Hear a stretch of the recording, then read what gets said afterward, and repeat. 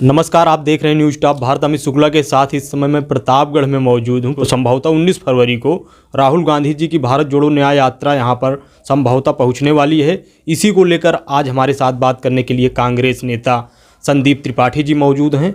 आपका news top Bharat में जी बहुत बहुत स्वागत है। बहुत बहुत धन्यवाद। आपके दर्शकों को प्रणाम। ये बताइए, क्या तैयारियां हैं भारत जोड़ो न्याय यात्रा को लेकर आप लोगों की?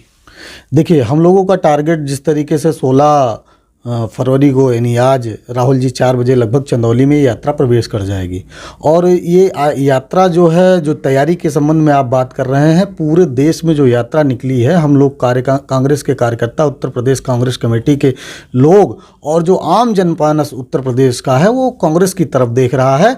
और तैयारी की आप बात कर रहे हैं, मैं ये कह रहा हूँ कि पूरे देश में सबसे बृहद यात्रा, जिस तरीके से उत्तर प्रदेश में समर्थन मिलेगा, मैं ये कह रहा हूं कि वो राहुल जी का, कांग्रेस का ये गृह प्रदेश है। राहुल जी यहीं के रहने वाले हैं। बगल की रायबरेली सीट से सोनिया जी चुनाव लड़ती रही हैं। अब संभवतः हो सकता है कि प्रियंका जी लड़ें। अमेठी से वो चुनाव लड़ते रहे हैं, फिर भी लड़ने जा रहे हैं। तो ये उनका गृह क्षेत्र है। तो तैयारी जनता कर रही है, कांग्रेस का कार्यकर्ता तो लगा ही है। तो ये तैयारी के संबंध में अगर आप आएंगे, जो है चंदौली से यात्रा प्रवेश करेगी, चंदौली के बाद भदोही के बाद प्रयागराज जो है के बाद 19 तारीख को प्रतापगढ़ जनपद में यात्रा प्रवेश करेगी। देलूपुर होते हुए, भगवा चुंगी होते हुए ये यात्रा अम्बेडकर चौराहा कांग्रेस कार्यालय पे एक संबोधन होगा। उसके बाद मोहनगंज के बाद सगरा सुंदरपुर कांग्रेस का किसान संवाद भी रखा गया है, जहां पर हम लोगों को जिम्मेदारी दी गई है। हम लोगों ने ये टारगेट रखा है कि हम जिले की जो है सबसे बेहतर जो कार्यक्रम हो सकता है, हम लोग करने का प्रयास कर रहे हैं। ये बताइए, आप कह रहे हैं जो है तैयारियां जोरों पर हैं, तो क्या संभावना है इंडिया गठबंधन जो बना है देश में कितना सफल होगा जी?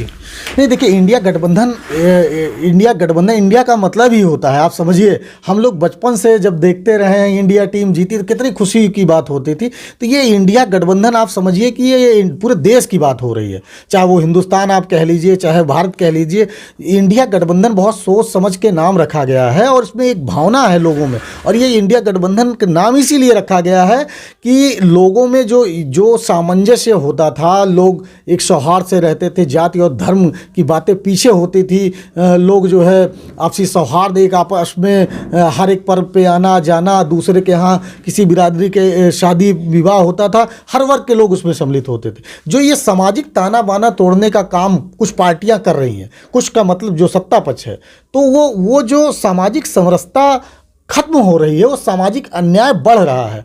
उस सामाजिक अन्याय के खिलाफ ये भारत जोड़ो यात्रा इंडिया गठबंधन में, जैसे अखिलेश जी अमेठी में सम्मिलित होंगे, रायबरेली में सम्मिलित होंगे, और भी हो सकता है कि आगे भी उनका कार्यक्रम लगे। और यहाँ पर भी सारे वर्ग के, सारी पार्टियाँ, सारे विपक्ष के लोग इकट्ठा होकर आ रहे हैं। मैंने कहा कि जब आम जनमानस आता है तो उसमें सारी पार्टियाँ इंक्लूड होती हैं। भारतीय जनता पार्टी के वो लोग, फिर एक बहुत बड़ी बात कर रहा हूँ, आप इसको नोट करिएगा, भारतीय जनता पार्टी के वो लोग जो भारतीय जनता पार्टी की कुरीतियों के खिलाफ, आप समझिए, वो जो जिस तरीके से 2 करोड़ का रोजगार की बात आप बताइए, जो है आप 2018 के बाद पुलिस की वैकेंसी अब निकली है, वो चुनाव के समय देखिए पूर्ण हो जाए तो मैं तो शुभकामनाएं दूंगा छात्रों को। 2018 के बाद पहली बार वैकेंसी निकलती है। जो आज जो है अपने यही अमेठी 1.5 लाख सैनिकों की भर्ती होती थी, पक्के वाले, संविदा वाले नहीं, समझिएगा। आज सेना को ये संविदा पर कर दे रहे हैं। तो ये जो अन्याय है युवाओं के साथ, जो जिस तरीके से ये युवाओं को छलने का काम किया है इस सरकार ने, इस अन्याय के खिलाफ लोग इकट्ठा होकर आ रहे हैं। तो उसमें सारी पार्टियां आ जाती हैं, तो इंडिया गठबंधन बिल्कुल सफल होगा। और अभी सर एक बात आप कह रहे हैं जो है कि जो वैकेंसी आई है पुलिस की सफल हो जाए तो मैं जो है मानूंगा। तो क्या इसमें जो है क्या संभावना आपको लग रही है? नहीं, हमको ये लगता है कि सरकार ही किसी को कोर्ट भेज देगी। अभी देखिए, समीक्षा अधिकारी का पेपर हुआ, उसमें आउट करा दिए, लोग कोर्ट चले जाएंगे, वैकेंसी रुक जाएगी।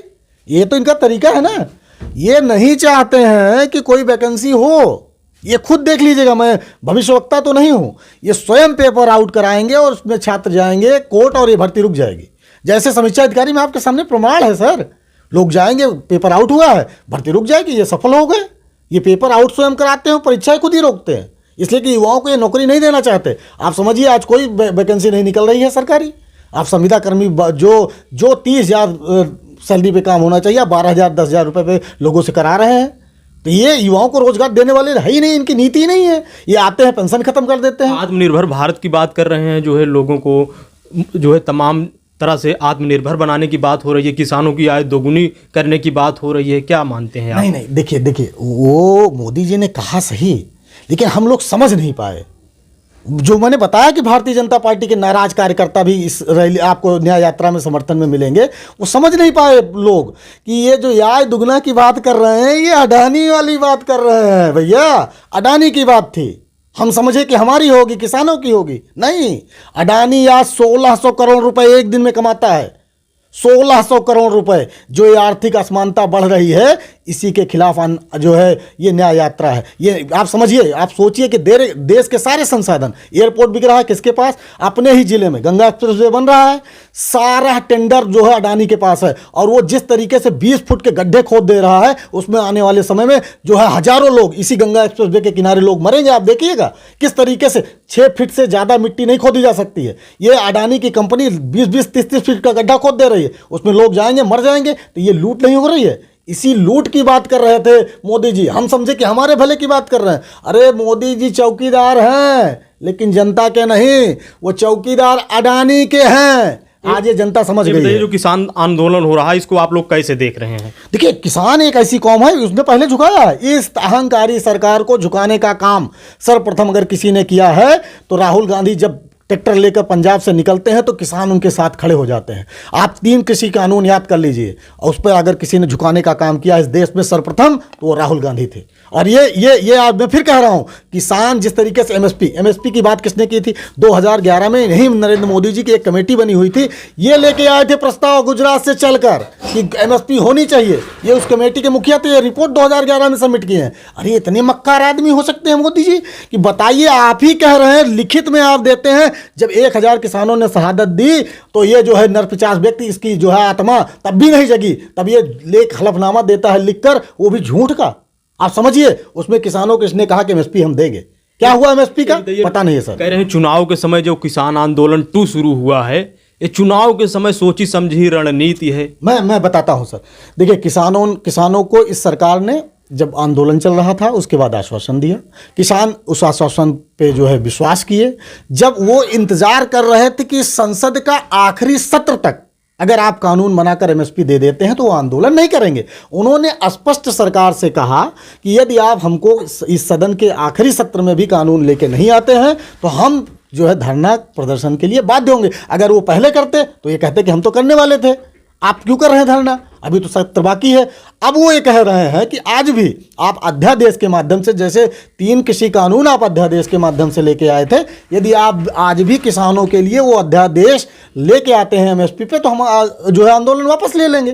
तो इसमें कहाँ से सरकार जो है किसान आंदोलन 2 की बात? अरे किसान क्या, और देखिए, अरे भाजपा के बहुत सारे साथी उनको कह रहे हैं आतंकवादी, किसान आतंकवादी है। हाँ, उत्तर प्रदेश का किसान बिल्कुल मैं ये कहता हूँ कि नहीं जा सकता है। वो जिस तरीके से हरियाणा और पंजाब के किसान निकल कर आते हैं, उसकी वजह है कि हमारे यहाँ आप भी प्रतापगढ़ से हैं, 4 बीघे का जोतार है, 2 बीघे की जोत का किसान है, उसके पास क्षमता संसाधन नहीं है कि वो 1 महीने के लिए धरना या जो है कर सके। तो इसका मतलब ये नहीं कि वो प्रताड़ित नहीं है। आप चले जाइए, रात में आप जाइए, मैं आपसे आग्रह करूंगा, आप जो है जनता की आवाज़ उठाने वाले लोग हैं, आप जाइएगा रात में, एक किसी भी क्षेत्र में निकल जाइएगा तो आपको हर एक घर का एक व्यक्ति निकला हुआ, आप समझिए रात में घर में सो नहीं पा रहा है, वो जाकर खेत ताक रहा है। जैसे बॉर्डर में सेना के जवान हमारे पाकिस्तान आतंकवादियों से लड़ने का काम करते हैं, आज किसान खेत पर घर छोड़कर तो मजबूरी में आना पड़ रहा है। क्योंकि मैं ये नहीं कह रहा हूं कि गाय कटनी चाहिए, बिल्कुल नहीं कटनी चाहिए, लेकिन गाय के जो आप गौशाला के नाम पर लूट कर रहे हैं भारतीय जनता पार्टी के लोग, और गाय का भूसा खाने का, उसका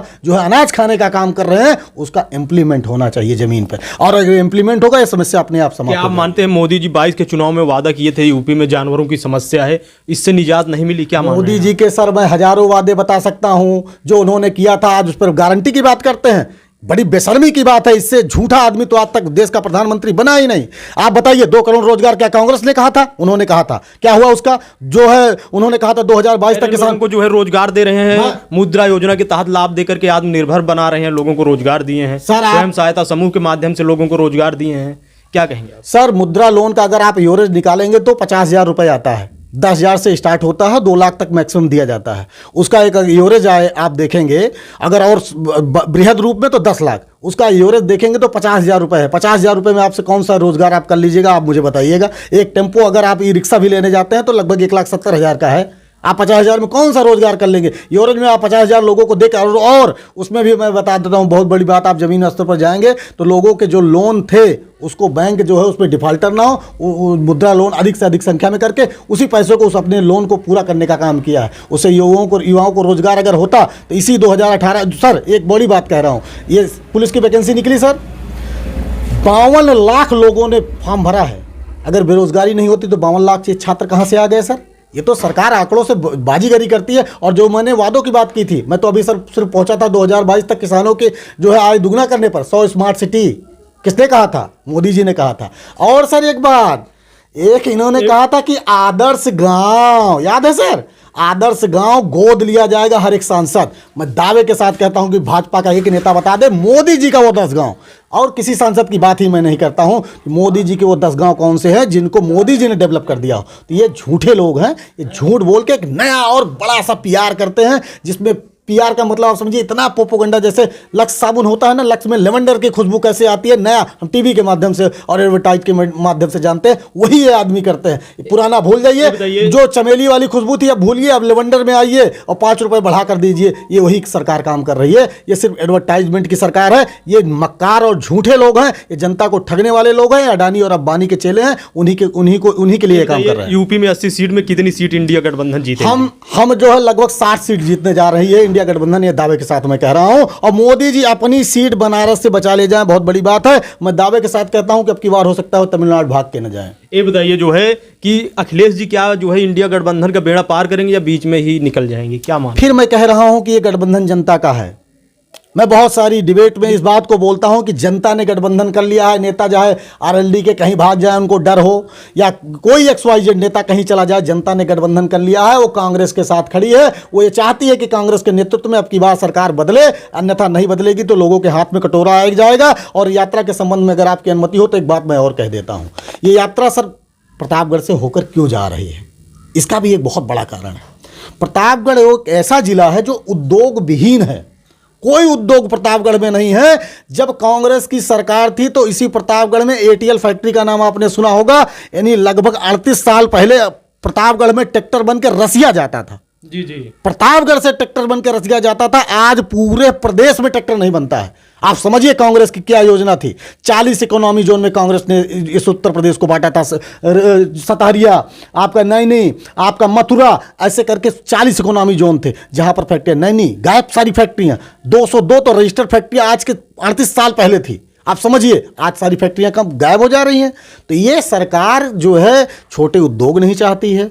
ये चाहती है कि देश में सारी व्यवस्थाएं सेंट्रलाइज हो जाएं। सेंट्रलाइज का मतलब आप समझिए, सेंट्रलाइज की मतलब ये होता है कि आप काम करिए, व्यवस्था किसी एक व्यक्ति के हाथ में होगी, आपको न्यूनतम मजदूरी दी जाएगी, आप खाइए पिए जिंदा रहिए, बाकी आप और कुछ मत कर सकते। यही आज इस सरकार की नीति है। नहीं आप सोचिए ना, एयरपोर्ट जाता है अडानी के पास, एक ही व्यक्ति को क्यों? आप मोनोपोली समझिए। ये आज जब मोदी जी 400 सभाएं अडानी के हेलीकॉप्टर से किए थे, तभी हम लोगों को समझ लेना चाहिए। कांग्रेस यही बात कह रही थी, भैया ये मोदी जी की बात नहीं है, अडानी जी की बात। लोगों ने नहीं समझा। आप देख रहे हैं कि किस तरीके से लगातार देश के संसाधन 300 कॉलोनी अगर जा रही है तो अडानी जी के पास। ये आपके नेता राहुल गांधी जी ये कहते हैं कि उनकी सरकार बनेगी तो स्वामीनाथन आयोग को लागू होगा, किसानों के समर्थन में है। कैसे आप खरे उतरेंगे या नहीं, क्या मानते हैं? हाँ, बहुत बढ़िया सवाल आपका है। किसानों की स्वामीनाथन कमीशन ने 201 रिपोर्ट दी थी। जो सिफारिश थी उनकी 2006 में 201 सिफारिशें थी, जिसमें से 175 सिफारिश कांग्रेस ने लागू कर दी थी और एक दिन में लागू नहीं की थी। 6 के बाद लगातार बैठकें होती थी। कोई किसी वर्ष 10 सिफारिश, किसी वर्ष 11 सिफारिश। उसी सिफारिश का नतीजा था कि 2009 में कांग्रेस ने पूरे देश के किसानों का 70,000 करोड़ रुपए कर्ज माफ किया था। उन्हीं सिफारिशों का नतीजा था। हमने करके दिखाया है, इसलिए इसको भी हम करके दिखाएंगे। और MSP को भी 1964 में हम ही लेके आए थे। आज जो CTU फार्मूला स्वामीनाथन कमीशन की बात हो रही है, उसको भी हम ही लागू करेंगे। ये मैं दावे के साथ कह रहा हूं। ये सरकार कोई भी जनहित का काम नहीं करना चाहती है, ना करती है। ये 5 किलो अनाज की बात करते हैं। एक बहुत बड़ी सच्चाई और मैं बता देता हूं सर। 2014 में खाद्य सुरक्षा अधिनियम लागू होता है। 2014 के खाद्य सुरक्षा अधिनियम में ये प्रोविजन था कि हर व्यक्ति को जो है सरकार अनाज देगी। वो अगर बड़ा व्यक्ति है वो भी अगर मांग करता है, यानी भोजन का अधिकार जी। खाद्य सुरक्षा अधिनियम में यह था कि कोई बड़ा सा बड़ा भी आदमी अगर अनाज मांगता है तो उसको अनाज सरकार देगी। तो उसमें यह हुआ था कि 3 रुपए किलो जो है आपका चावल, 2 रुपए किलो गेहूं, यानी आपका जो है 15 रुपए का अनाज पड़ता था, जो आज सरकार फ्री दे रही। ये 15 रुपए मतलब सरकार ने खत्म कर दिया और वाह इतनी लूट रहे हैं। वो कह रहे हैं देश बढ़ रहा है, 80 करोड़ लोगों को आपको राशन देना पड़ रहा है। अगर देश बढ़ रहा है तो 80 करोड़ लोगों को राशन आप क्यों दे रहे हैं? क्योंकि आप ही कहते हैं कि हम राशन गरीबों को दे रहे हैं। अगर आप गरीब को दे रहे हैं तो 140 करोड़ की आबादी में 80 करोड़ लोग आपके गरीब हैं और आप कह रहे हैं कि देश डेवलप हो रहा है। देश नहीं डेवलप हो रहा है, अडानी जी डेवलप हो रहे हैं। यही सच्चाई है। ये बताइए, प्रतापगढ़ में इस समय हम आप बैठे हैं, प्रतापगढ़ सीट का क्या समीकरण होगा इस बार? देखिए, प्रतापगढ़ सीट का समीकरण ये है कि इंडिया गठबंधन का प्रत्याशी होगा। और इंडिया गठबंधन का प्रत्याशी मैं फिर कह रहा हूँ कि एक अप्रत्याशित, जिस दिन अधिसूचना जारी होगी, बहुत सारे ऐसे अलायंस के साथी हैं जो इंतजार कर रहे हैं कि जैसे ही अधिसूचना जारी हो हम साथ आने वाले हैं। ये मैं बहुत बड़ा दावा कर रहा हूँ, क्योंकि मैं जानता हूँ कि जो कुछ होने जा रहा है, इसलिए कि पार्टी की गतिविधियों से मैं जो है प्रदेश से लेकर राष्ट्रीय स्तर पर जुड़ा हुआ हूँ। तो ये मैं दावे के साथ कह रहा हूँ कि ऐसे बहुत सारे साथी हैं जो कि आपको नजर आएंगे अधिसूचना जारी होने के बाद। क्योंकि यह सरकार, देखिए आप, यात्रा पहुँचती है झारखंड, हेमंत सोरेन के साथ इन्होंने क्या किया बताने की जरूरत नहीं है। बिहार में नीतीश कुमार जी को मतलब डरा कर मैं क्यों कह रहा हूँ, सम्राट चौधरी जो कि बिहार के अध्यक्ष हैं, वो कहते हैं कि 10,000 करोड़ रुपए जो है नीतीश कुमार जी के पास शराब व्यवसाय का जा रहा है अवैध। और उसी के बाद उनको डर लगता है नीतीश जी को, क्योंकि मनीष सिसोदिया या अरविंद केजरीवाल जैसे लोगों को इन्होंने फंसा रखा है इसी तरह शराब घोटाले के फर्जी आरोपों के नाम पर। और आप देखिए ना, अशोक चौहान के ऊपर आदर्श घोटाले का आरोप लगाते थे, आज इनके साथ है। तो अपने आप कट गए तेजस्वी के ऊपर आरोप लगा करके कि हम संतुष्ट नहीं हैं, वो अपनी पार्टी के सारा काम का श्रेय दे रहे हैं, तो ऐसा करके वो किनारा ले लिए। नहीं, देखिए, राजनीति में अब जा रहे हैं तो कुछ ना कुछ तो कहना है। अभी कहने के लिए कुछ बातें कहनी पड़ती हैं। अब जा रहे हैं तब ये तो कह नहीं सकते हैं कि हम डर गए हैं, तो इसलिए वो कह रहे हैं। लेकिन हमको खुद ही समझना चाहिए ना कि उनका जो प्रदेश अध्यक्ष है सम्राट चौधरी, उन्होंने कहा था पगड़ी अब भी साथ बांधते हैं। उन्होंने कसम खाई थी कि हम जो जब तक नीतीश जी को हटा नहीं लेंगे, ये भ्रष्टाचारी हैं, फला बहुत सारे एलिगेशन लगाए थे। पलटू राम तो क्या क्या उपाधियां दी थी। आज अगर भारतीय जनता, और एक बात मैं बहुत बड़ी बात कहने जा रहा हूं आपके चैनल पर, कि अगर भारतीय जनता पार्टी डरी नहीं होती तो राजभर जिन्होंने इनको माँ बहन की गालियां दी थी, उससे गठबंधन करने की इनको ज़रूरत नहीं पड़ती। ये डरे हुए लोग हैं, तभी इनको आरएलडी चाहिए, फला चाहिए। अगर संदीप त्रिपाठी भी चला जाए तो उसको भी, मतलब कांग्रेस का कार्यकर्ता तो बहुत छोटी चीज़ मैं कहूँगा, वो शब्द का इस्तेमाल नहीं करना चाहूँगा। हमारे यहाँ स्वान शायद कहते हैं, स्वान को अपने भाषा में प्रतापगढ़िया में तो कुछ और ही कहा थी भैया, तो कहता आप समझें नहीं, आपके दर्शक भी समझ जाइए। अगर स्वान भी अगर कांग्रेस का पट्टा पहन ले तो भारतीय जनता पार्टी के सांसद से ज़्यादा क्षमता आज के समय में भारतीय जनता पार्टी में रखता है। आज 145 सांसद भारतीय जनता पार्टी में दूसरी पार्टियों के उधार की पार्टी है। स्वामी जी भी डगमगा रहे हैं। स्वामी जी जो पीडीए का बेड़ा लेकर चल रहे थे, इस समय लग रहा है जाने वाले हैं, क्या मानते हैं? देखिए, स्वामी प्रसाद एक बढ़िया नेता हैं, लेकिन उनकी कुछ बातों से मैं असहमत हूँ। उसका कारण है कि जिस तरीके से हो सकता है कि उनकी राजनीति का वो हिस्सा हो, जिस तरीके से वो एक जाति विशेष पर टारगेट करते हैं। कांग्रेस की राजनीति कभी धर्म और जाति की नहीं रही है। कांग्रेस सब धर्म का सम्मान करती है, सारी जातियों का सम्मान करती है। लेकिन स्वामी प्रसाद मौर्य जी, उनकी क्या मानसिकता है, क्या कुछ वजह रही होगी, उसको मैं नहीं कह सकता हूँ। उनके राष्ट्रीय अध्यक्ष इस बात से सहमत नहीं होते हैं, तो मेरी बात तो जाने दीजिए। अब रही बात अगल बगल की, तो स्वामी प्रसाद जी को मैं भटकती हुई आत्मा कहता हूँ। आप मेरे बहुत सारे इंटरव्यू देखेंगे तो स्वामी प्रसाद मौर्य भटकती हुई आत्मा, भटकता हुआ मैं क्यों कहता हूँ। देखिए, उनका घर जो है हमारे चकवाड़ बगल में, चकवाड़ से वो निकलते हैं, चकवाड़ से निकल के आते हैं, पहले पहुंचते हैं ऊंचाहार से फिर उनकी भटकती है आत्मा पहुंच जाते हैं कुशीनगर, फिर वहां से भटकती है तो फिर एक जाकर दूसरी विधानसभा से चुनाव लड़ते हैं। तो मतलब वो भटकती हुई आत्मा। और पार्टी की भी बात कर लीजिए सर, पार्टी की अगर आप बात करेंगे तो पहले वो थे सपा, बसपा, वो कांग्रेस में भी कुछ दिन रहे हैं। तो अलग अलग पार्टियों से होते हुए सर वो भटकते रहते हैं, तो इसीलिए मैं उनको भटकती हुई आत्मा कहते हैं। भटकती हुई आत्मा को हमारे यहाँ जो है कुछ लोग, तांत्रिक लोग पूजते हैं, तो कुछ हो सकता है मोदी जी तंत्र पूजा में विश्वास रखते हैं, पता चल रहा है उल्लू कटाते हैं, तो हो सकता है कि भाई स्वामी प्रसाद मौर्य जी को ले ले। अच्छा, उन्हीं में जाने, उसी खेमे में जाने का विचार है क्या उनका? क्या मान रहे हैं आप लोग? नहीं, अब ये तो उनको सोचना चाहिए कि जिन्होंने स्वामी प्रसाद मौर्य जी ने जो इतनी सारी बातें कही हैं, मैं फिर कह रहा हूँ कि स्वामी प्रसाद जी अच्छे नेता हैं, उन्होंने जो है बहुजन उत्थान के लिए बहुत सारे इंडिया गठबंधन में जब रहेंगे तो अच्छे हो जाएंगे, जब जाने लगेंगे तो खराब हो जाएंगे। मैंने एक बात कही, आप समझिए साथी, मैंने ये कहा कि उनकी कुछ बातें उससे सहमत नहीं हूँ, बाकी उन्होंने बहुजन समुदाय के लिए, उसके उत्थान के लिए काम किया। उसको आप किसी पार्टी में रहेंगे, वो नेता है तो है, लेकिन उनकी जो अच्छी चीज़ें हैं बिल्कुल कहा जाएगा। लेकिन अगर आप ये कहिएगा कि आप कहीं पर भी होते हुए भी आप किसी जात विशेष को गाली देंगे या जो है कि धर्म पर उंगली खड़ी उठाएंगे, बिल्कुल नहीं, उनको नहीं उठाना चाहिए। क्योंकि अब उन्होंने तो बौद्ध धर्म स्वीकार कर लिया है, तो उनको बौद्ध धर्म की कमियों और अच्छाइयों की बात करना चाहिए, ना कि किसी अन्य धर्म। इसलिए कि अब उनका सनातन धर्म नहीं है। सनातन धर्म के बारे में पंडित संदीप त्रिपाठी बोल सकता है। पंडित संदीप त्रिपाठी इसलिए बोल सकता है सनातन के बारे, इसलिए कि वो उसका धर्म है। मैं कमियों पर भी बोलूँगा, अच्छाइयों पे भी बोलूँगा, ये मेरा अधिकार है। लेकिन स्वामी प्रसाद मौर्य जी के ये अधिकार छिन जाता है क्योंकि वो बौद्ध धर्मावलंबी है,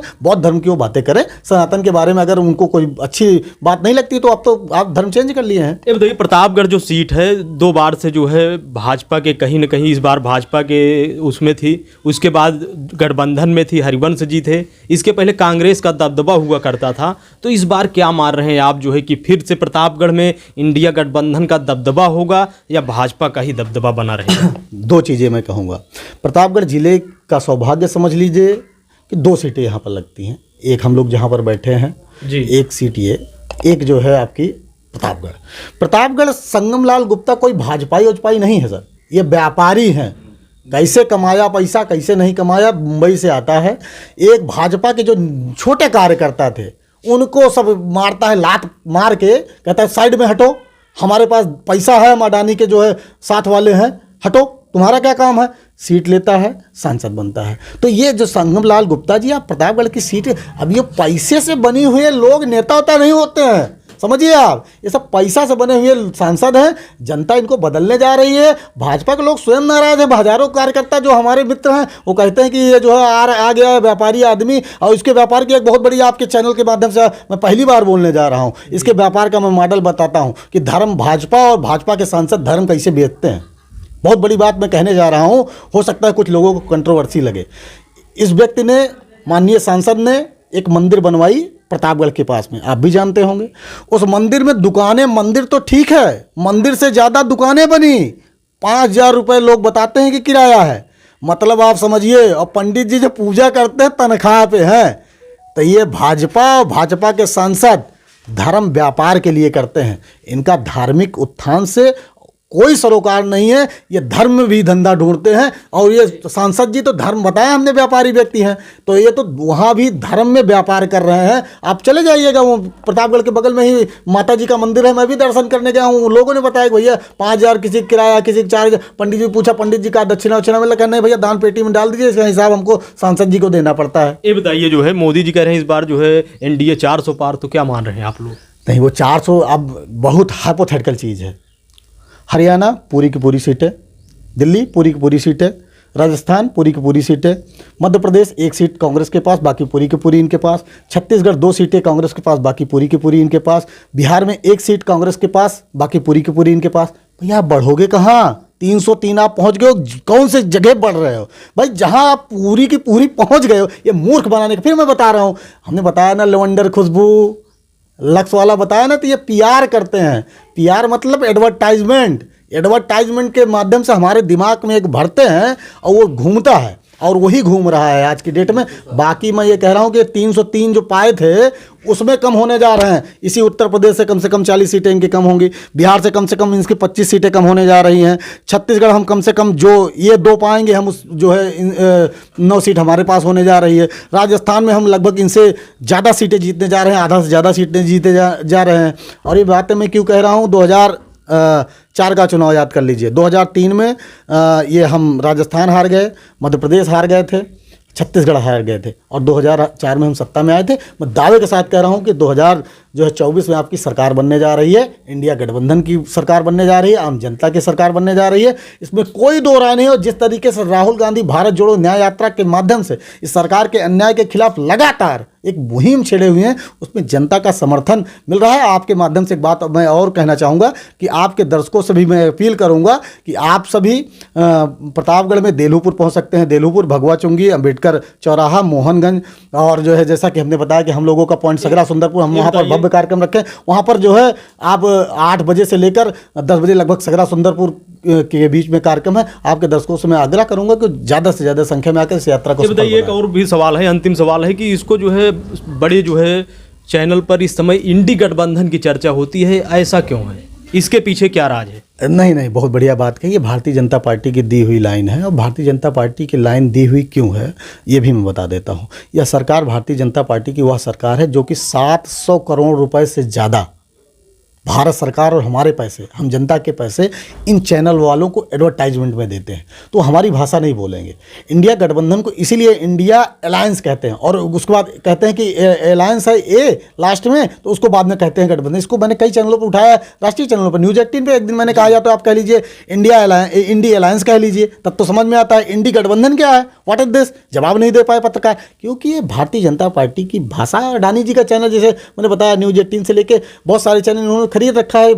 आज लड़ाई आम जनता की और बड़े व्यापारियों की है। आप समझिए, आज कांग्रेस के पास चुनाव लड़ने के लिए पैसे नहीं है। वो कह रही कि आप मुझे फंड कीजिए, जनता से पैसे मांग रही। आज हम लोगों के पास, हम लोग संसाधन नहीं है, हम जनता से संसाधन, भैया आप जो है अब 2 गाड़ी कर दीजिए, आप जो है तख्ते की व्यवस्था कर दीजिए, आप साउंड की व्यवस्था कर दीजिए, क्योंकि हमारे पास संसाधन नहीं है। हम जनता की लड़ाई लड़ रहे हैं, जनता सहयोग कर मांग रहे, लेकिन उनके पास तो संसाधन अडानी जी से आती है, अटैची आती है।